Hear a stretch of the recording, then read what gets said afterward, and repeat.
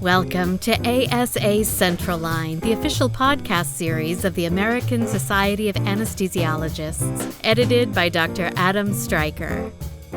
Welcome to ASA Central Line. I'm your host for today's episode, Dr. Brooke Trainer. And today we get to talk about a topic that I'm personally passionate about, critical care. This is the first installment of our plan to dig into clinical topics and issues that are particularly interesting to subspecialists throughout 2024. That also means that we'll feature some pretty interesting anesthesiologists who are experts in their subspecialty. And to get us started, I'm here today with Dr. Somnath Bose and Talia Ben-Jacob. They're both intensivists and both involved with the Society of Critical Care Anesthesia, or SOCCA, to talk about the role of intensivists and the value that we bring to departments and hospitals. Thanks so much for joining me today. And before we jump in, Dr. Bose, maybe you can start us off to tell our listeners a little bit about yourself, your role as a critical care anesthesiologist in your hospital. Thank you, Dr. Trainer. It's a pleasure to be here and also in the company of Dr. Ben-Jacob. I'm an anesthesiologist and an intensivist based out of Boston. I practice at Beth Israel Deaconess Medical Center, which is a teaching hospital of the Harvard Medical School. In addition to being a busy clinician, both in the operating room and intensive care units, I'm also involved in teaching and training next generation of trainees. Administratively, I direct one of the satellite ICUs of the BILH system, and I'm also engaged in research which is specifically focused on recovery after critical illness. Wonderful. And Dr. Ben-Jacob, could you also tell our listeners a bit about yourself and your role in your hospitals? Thank you so much for having me, Dr. Trainer. My name is Talia Ben-Jacob, and I'm the chair of critical care medicine in the Department of Anesthesiology at Cooper University Hospital. I'm also an associate professor of anesthesiology at Cooper Medical School of Rowan University. In addition to all my active roles with SOCCA, I'm also the chair on the Committee on Young Physicians for the American Society of Anesthesiologists, and I sit on the Committee on Critical Care Medicine as well. Great. You guys are both at some pretty busy institutions. I just want to touch upon a little bit about, anesthesia and critical care specifically. I am biased. I'm a critical care intensivist as well at a busy center. And I really strongly believe that anesthesiologists make excellent critical care docs. I actually think it's the wave of our future. But I think the anesthesiologist intensivist right now in the United States is pretty rare. But is there something unique that you think we bring to the table specifically for the hospitals and our environments? I'll open it up actually to Dr. Ben-Jacob first. So I think anesthesiologists have a very unique role and we have a very unique skill set. And by virtue of the way that we understand physiology, pharmacology, and resuscitation, we're probably really the best suited doctors out there to manage critical care units. We spend a lot of time resuscitating traumas in the trauma bay or in the operating rooms, and we're able to really extrapolate all that knowledge and bring it with us to when we manage patients in the critical care units. Just by simple virtue of the fact that we think quickly on our feet, have a broad knowledge base that varies across many disciplines, many subspecialties, and then also compounded by our airway skills. We really do provide a unique skill set for patient care. Anything to add, Dr. Bose? Yeah, I think, Ben-Jacob has kind of, summarized the highlights. I would just add that the things, the skill sets that she's explained comes naturally to us as anesthesiologists. But the additional training of critical care training that we get also expands our reach in a rather unique manner. So it gives us the perspective of taking care of more than one patient at a time, which also gives us longitudinal patient care experience. And quite honestly, ours is probably the only department or specialty which interfaces with pretty much all other specialties in the hospital. So we are uniquely positioned to kind of not only lead the perioperative setting, but also as we interface with other specialties, we have a unique perspective on care delivery. So not only can we provide care in the operating room and ICUs, but we can add value to the healthcare systems in general. Oh, absolutely. I mean, this is something that as anesthesiologists, the future, expands. We really need to start thinking more and more about how we can add value to our hospitals, our C-suite executives, to even our colleagues, the anesthesia care team, our surgeons. So you make a great point. Another area that we really should talk about is the unique value that we bring in the space of patient safety. And so, Dr. Ben-Jacob, if there's anything you think we can add to make the case for how anesthesia critical care intensivists specifically add to improving patient safety in hospitals. That's something that anesthesia does really well. We have so many standard operating procedures, so many algorithms, so many protocols that we've created. We've created not just like the difficult airway algorithm, but we also have like PEARLS, which is the anesthesia perioperative version of ACLS and BLS, that we have provided not just for our own anesthesiologists, but for like organizations across the board to, better patient care by following decision trees and algorithms to provide safe care to our patients. We have the Anesthesia Patient Safety Foundation, which guides our knowledge on making patient care not just better in the operating room, but also in the ICU. And so we've really, as anesthesiologists and intensivists, we've really been at the forefront and the lead for making patient care better. Going back to what Dr. Bose said about our interactions with all the different disciplines, we're focusing on transitions of care, on handoff processes, right? We care about correct site surgery. And these are all things that we've spearheaded and led. And, it's not just safer for patients in the OR, but it's safer for patients across the board, not even just in the ICUs, but in the hospital in general. That's exactly right. And Dr. Bose, I'll let you add anything if you'd like. Yeah, I think being an integral part of the perioperative setup, where basically, which has been the crucible of patient safety, quite honestly, makes us natural leaders. I mean, every day we are part of these safety checklists and other patient safety initiatives in the operating rooms. So we are naturally very much ingrained into that culture, which we kind of bring to other places. So one case in point, Dr. Ben-Jacob talked about handoffs. I would also add that our expertise kind of goes into improving safety in the other peri-procedural areas. And I would say the other procedural areas which are not operating room areas. And also this kind of extends to management of codes on the floor, leading codes on the floor, airways on the floor. So all these initiatives, which are so ingrained in us, kind of makes us natural leaders in leading a patient safety initiative. So I would just also add to that, for example, we've had a group of us intensivists here at BI who are leading simulation experiences across the board for all specialties, which is a prime example of how we can be at the forefront of improving patient safety, not only in the operating rooms, but even beyond. Yeah, absolutely. And a lot of what both of you have mentioned they're not even realized gains, right? These are gains which, the hospital, our patients, our colleagues are benefiting from, just from that extra knowledge and expertise that we have in the operating room and outside the operating room. I mean, just that alone, we're, able to apply that knowledge to all kinds of different spaces, like you said, transitions of care, different, handoff areas. And so absolutely positioned to provide unique expertise and value at all stages of the care. And that's not always calculatable, right?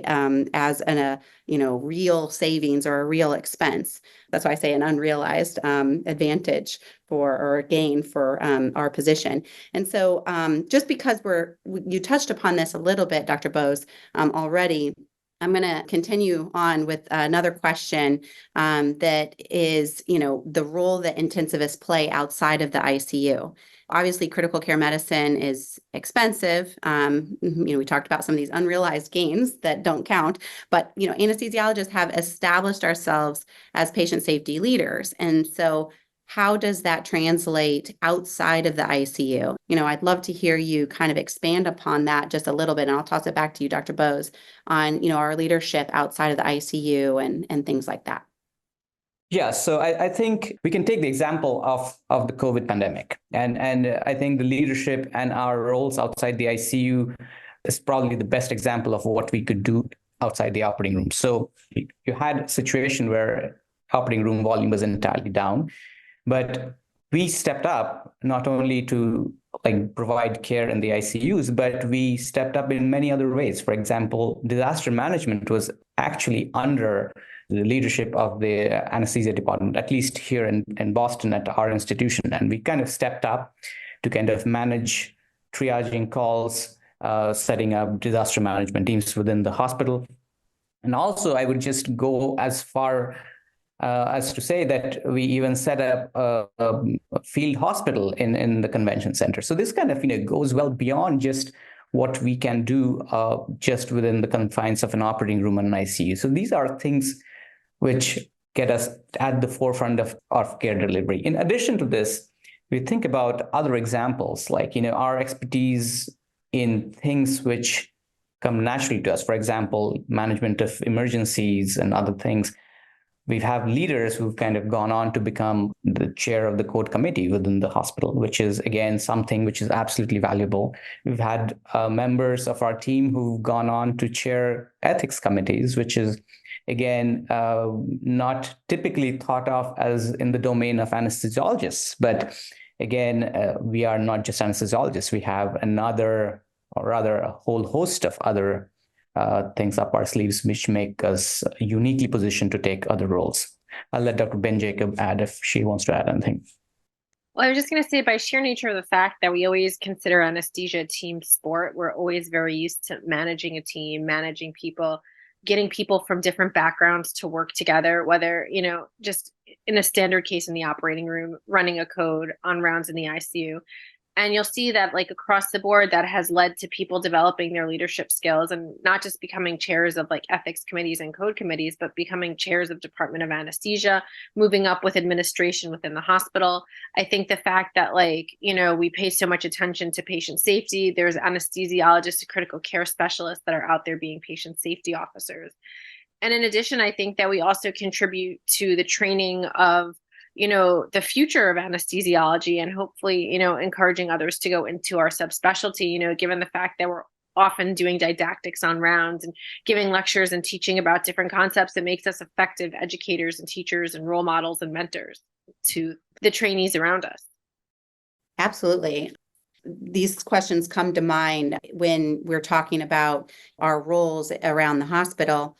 And so it's going to sound redundant, but I just want to hear clearly how useful you all believe our anesthesiology training, like the privileges that we receive, the specific procedures, credentials that we receive in anesthesiology, how that translates into receiving credentials in the ICU and the importance of that. And maybe distinguishing ourselves, anesthesiologists, from, for example, our surgeon colleagues or our trauma ICU colleagues or even our medicine colleagues, the difference in those credentials and training. But I'm curious to hear why specifically a resident, we talked about training the future, would choose to go the anesthesia route to go into critical care versus like the surgery route or another route, medicine route.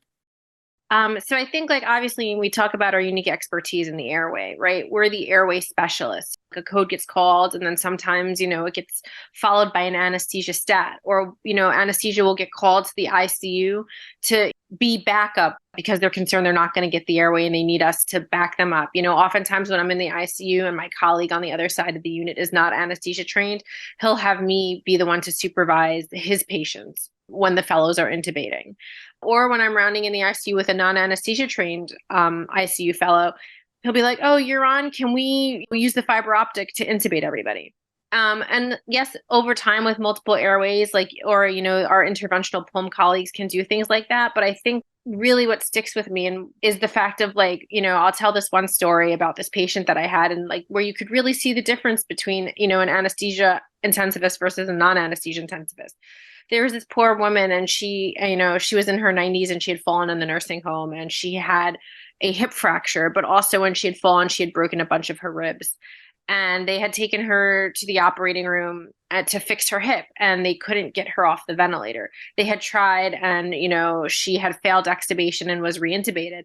And then when I took over on service, and I actually did have an anesthesia crit care fellow with me at the time, we looked at the patient and we realized probably that it wasn't intrinsic lung disease. Yes, she had a history of COPD, asthma, but that was not the reason why she was failing extubation. We figured she must have been failing extubation because even though her hip was fixed, her rib fractures were not.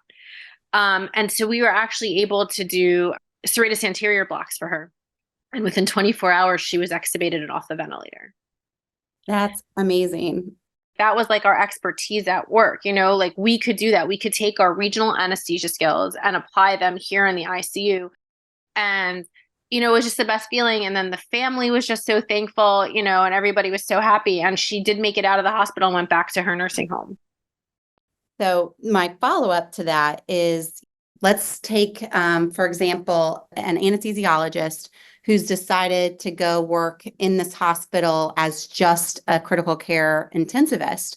They're obviously anesthesiology trained, but they're hired in this particular hospital to just do critical care.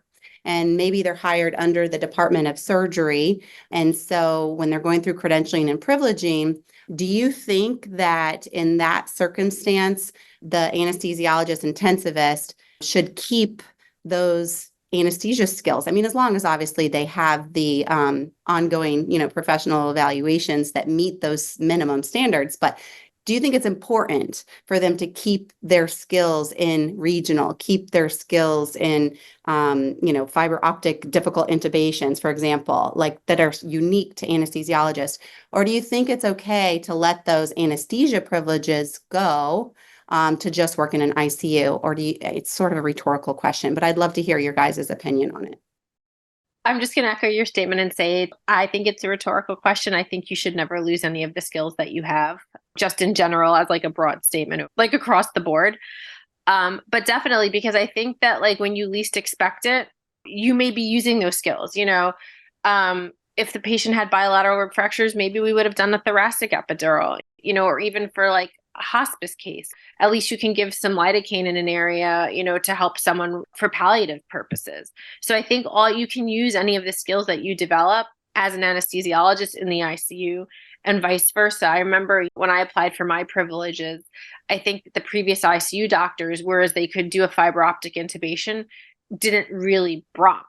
So when I was filling out the paperwork to get credentialed at my hospital for ICU, bronchoscopy wasn't listed as a potential skill as an anesthesiologist. Anything to add? If you've been proficient with a unique skill set, it's not a good idea to lose it, number one. Number two is it also is somewhat contextual, I would say, right? For example, the example that you gave is somewhat different, but if you're in a large academic setup, which has teams which are available most of the time, like able to provide those services, then, absolutely, like the experts can come and do a block, which is maybe something atypical and it's outside your comfort zone, then that's fine. But in general, I'd agree with Dr. Ben Jacob that the skills are something that are acquired through years, and it's not a good idea to probably lose them. So I also find it quite personally satisfying if I end up doing a thoracic epidural on one of my call nights where I do not have any coverage overnight for, say, rib fracture. So yes, it's somewhat contextual, but I think as a general rule of thumb, it's not a good idea to lose the skills that you've acquired over a period of time. Right. The skills or the credentials or privileges to be able to do or apply those skills. Yeah, I agree. I do have a few more questions, but I do want you to just stay put with me for this short patient safety break. Hi, this is Dr. Scott Watkins with the ASA Patient Safety Editorial Board. Medication and medical supply shortages threaten the safety and quality of patient care. Clinicians and clinical practices should be proactive and develop a plan for dealing with shortages before they occur. Establishing a direct line of communication with supply chain personnel, considering an emergency stockpile, and staying informed of impending shortages using FDA resources are all good places to start. During times of medication or supply shortages, clinics need processes and protocols for managing scarce resources and reducing waste, and tracking and reporting any complications that result from substitute medications or supplies. It is important that clinicians receive education whenever substitute or unfamiliar medications or supplies are introduced into clinical practice to reduce the possibility of errors. Clinicians can ensure that they continue to provide the right care to the right patient at the right time, regardless of the limitations imposed by the supply chain, by taking a proactive approach to medication and supply shortages. For more patient safety content, visit asahq.org/patient safety. All right, welcome back. Thank you all for joining us today. We have Dr. Ben Jacob and Dr. Bose here with us talking about the subspecialty of critical care in anesthesiology. And I do have a few more questions for you. Thank you all. So anesthesia, critical care medicine, the fellowship numbers, we talked about residency training and everything like that, and how it's actually rare to see in our specialty the combination of anesthesiologist and critical care intensivist. But luckily, we are seeing an increase in the number of fellowship positions, but unfortunately, there's still this shortage of those applicants applying to those positions. There's clearly a shortage of anesthesiology intensivists around the country. It seems less than 5%. And so I'm curious if you all have any input and you can shed light for our audience members on what's being done to increase the workforce in critical care and anesthesia and appeal more to residents through their training. Dr. Bose, do you want to start us off? Sure. I think for us who are in academic setups, we have to be good role models for the next generation. I think that's the biggest thing that we can do. And not only advertise, but showcase the value that intensivists bring. And again, this is not a comparison between anesthesiologists or anesthesiologists and intensivists, but we have to emphasize what this additional year of training does for your career. Now, it's a 1-year fellowship, which is kind of shorter than what most people would go through. For example, if you're in the pulmonary or medicine route or surgical critical care. But it does give you an unparalleled flexibility and versatility. Basically, it increases your scope of practice. It may not directly translate into additional remuneration, but then that kind of equals out over a period of time when you prove your worth through the hospitals, and which is pretty easy to do, quite honestly. So remuneration aside, I think we have to be good role models and essentially champion our own cause. And I think some of the societies are doing these things, but we as specialists, intensivists, should try to kind of showcase our worth to med students, residents, as they come along through our units. And Dr. Ben Jacob, anything to add there in that space? Right now is a very interesting time for anesthesia, I would say. I think I would probably say it's not just intensivists that are short across the board, that we are globally short across the board. So in times where the compensation for being a general anesthesiologist, where the compensation is so high, it's really hard to actively recruit people in general to go to fellowship. But I will say that I agree with Dr. Bose, because what's very interesting about the fellowship statistics, when you look at them, for a while, anesthesia, critical care had been on the decline. The 2 years after the pandemic, we saw a surge in the number of applicants applying for critical care, but it has now since decreased, which is a sign to me that, like what Dr. Bose said, when people really saw the role of an anesthesiologist as a critical care doctor, and we were brought to the forefront and the spotlight, and received accolades for all our contributions to the pandemic, it really triggered something in trainees about how critical care is a feasible career and is a rewarding career. And I think that's why we had such great recruitment that year.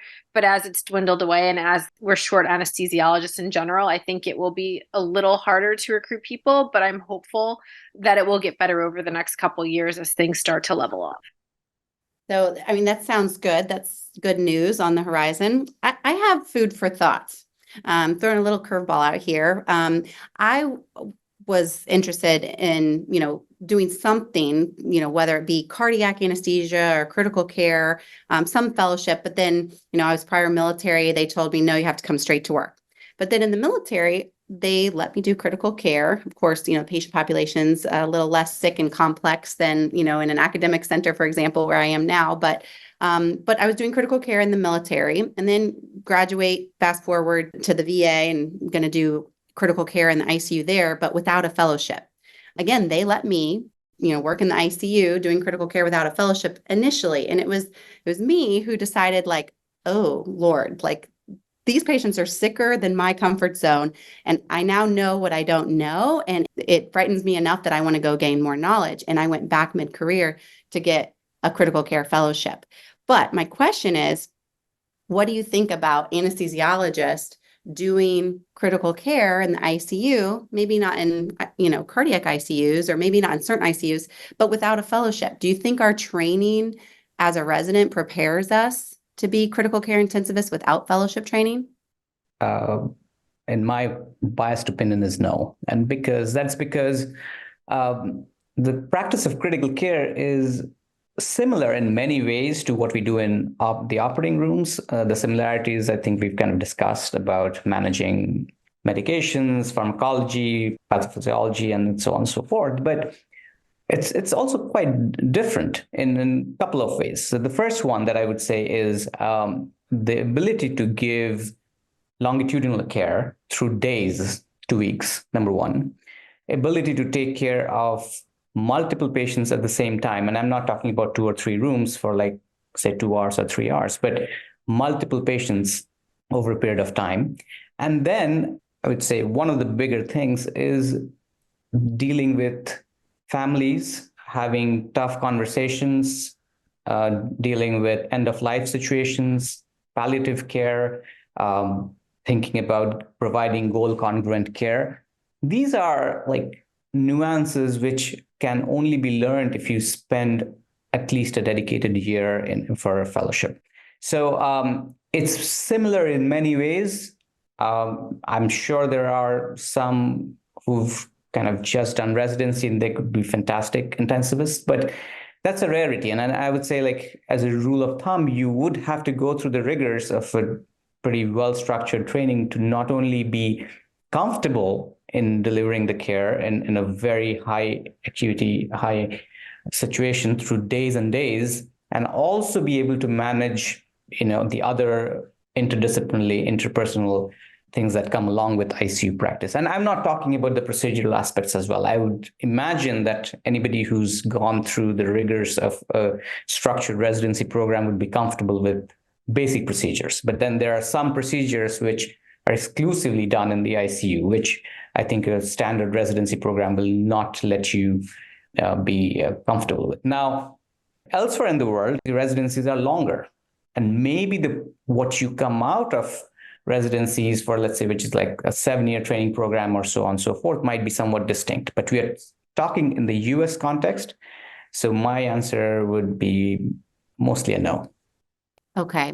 So what about other countries and how they've incorporated critical care into their fellowship training? If we did that in the US, what would that look like? Would that be an additional year? And so we'd make our anesthesia residency 5 years, or could you really see us restructuring our residency focus to get them critical care trained in the 4-year mark? Maybe I'll ask Dr. Ben Jacob to take that on. Well, I think that's kind of what I was leaning toward. As of now, like just based, like our residents only do 4 months of critical care throughout their residency, 2 months as an intern, as their like intern prelim year, and then 2 months later through residency, because that's the minimum requirement. But there are a lot of other programs that do a lot more ICU. So I think if you standardize the process across the board, and there's been talk about this for many years, whether you have to add on an extra year to anesthesia residency, there's articles that are published on this, or if you can just incorporate enough months within the training, because a lot of times during your CA3, there's a lot of elective time. So, it's really just dependent across the board, because I think really, Dr. Trainer, you said it best when you said you don't know what you don't know. And that's one of the great things and why I love critical care is that I learn something new every time I'm in the ICU. Yeah, that's right. So going back a little bit to what we were talking about earlier with maintaining privileges and credentials and not letting them lapse, I know we had, you both had emphasized that that's super important, that critical care anesthesiologists maintain and keep their privileges in the ICU. But what about those who sort of let them go in the operating room? How do you balance maintaining them in both places? Like, how do you balance your time as an anesthesiologist in the ICU versus the OR? I mean, do you even have a choice, really, ultimately? But, that's necessary, obviously, in order to maintain those privileges. Well, I practice in both areas. So, so that's one really easy way. Like, I go back and forth, which is really great. And that's part of the reason why I did critical care, is because I get bored, and I just didn't want to get bored. And so it's really great. Like I'll do OR, and then all of a sudden my ICU week will come and I'll be in a completely different environment. And it's a great break from the OR. And then when I'm done with my week of critical care, I get to go back to the OR. And so that's how I just practice in both disciplines. And when I was looking for jobs coming out of fellowship, like that's what I wanted to do. I wasn't going to take a job that was only one. But I had one colleague who did give up rounding in the ICU shortly after fellowship. One of my co-fellows gave up rounding in the ICU, but he then joined like the liver transplant team.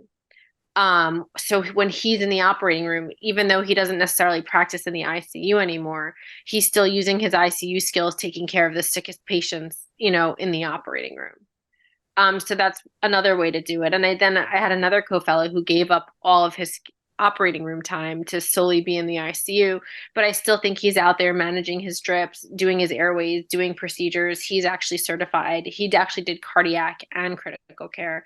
So he's still out there like doing TEEs and echoes, like still using all the skills that he gained through his anesthesia residency and his cardiac anesthesia fellowship, but just applying them in the unit.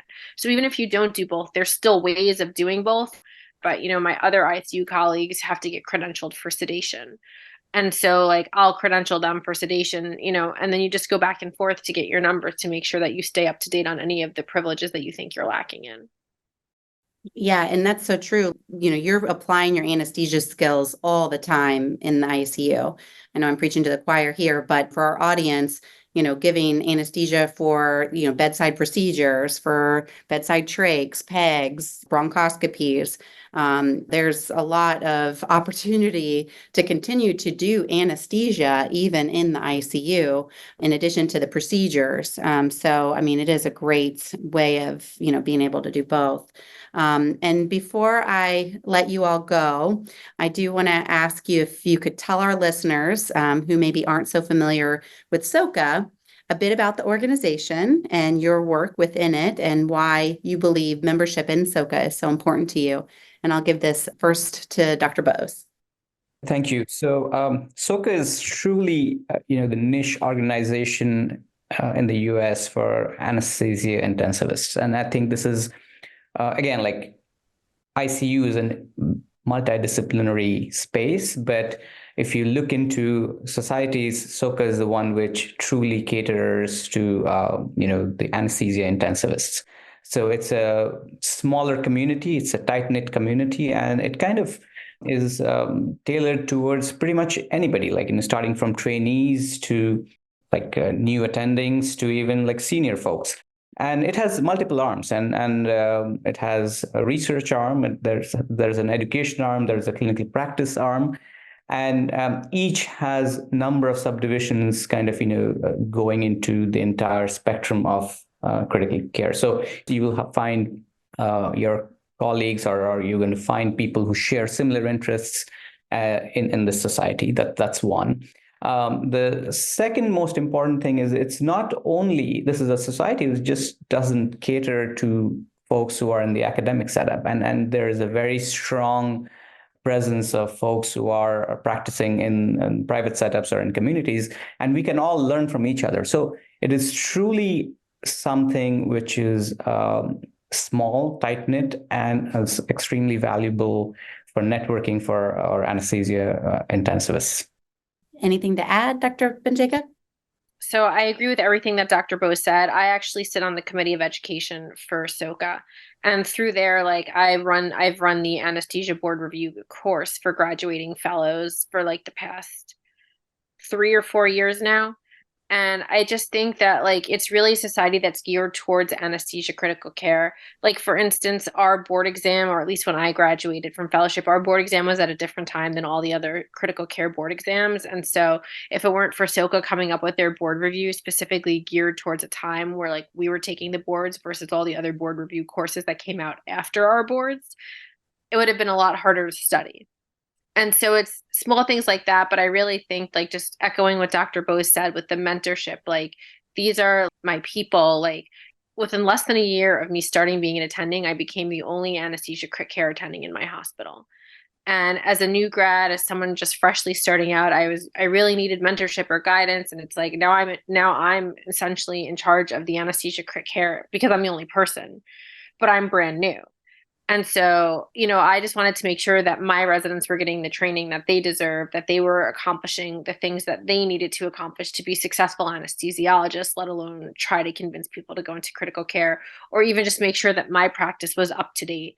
And SOCCA really provided me like a network of people who were able to answer my questions, mentor me, sponsor me, and really promote me and, get me to where I needed to be in order to provide excellent patient care and then take care of my trainees too. Yeah. And, I'll echo what you said about the board review, because I actually was not involved with SOCCA as just an anesthesiologist, even though I was still taking care of ICU patients and working in the ICU. But once I needed to pass that exam, I know SOCCA offered this preparation and reviews. It was like live webinars, and you could ask real live questions and the Q&A and all that. That was so helpful. And they really covered like key topics, keywords, and everything like that. I can actually remember some of the questions being exactly what we talked about in those webinars. So that was super helpful. And that's when I got involved with SOCCA, was to help with that. And then you realize how wonderful of a network of colleagues and opportunities there are for other leadership through that organization. So thank you both for all that you do in that society, and thank you especially for all you do for our subspecialty. And thanks for joining us today and sharing your expertise and experience. So thank you to all our listeners, and we do hope you'll join us again next time for the next episode of Central Line. Show healthcare executives your value to address workforce challenges. Explore ASA's Be the Solution Toolkit to learn how anesthesiologists improve efficiency and bring versatility and innovation to hospitals and health systems to bridge the medical and surgical specialties. ASA members, download your toolkit at asahq.org/made for this moment. Subscribe to Central Line today wherever you get your podcasts, or visit asahq.org/podcasts for more.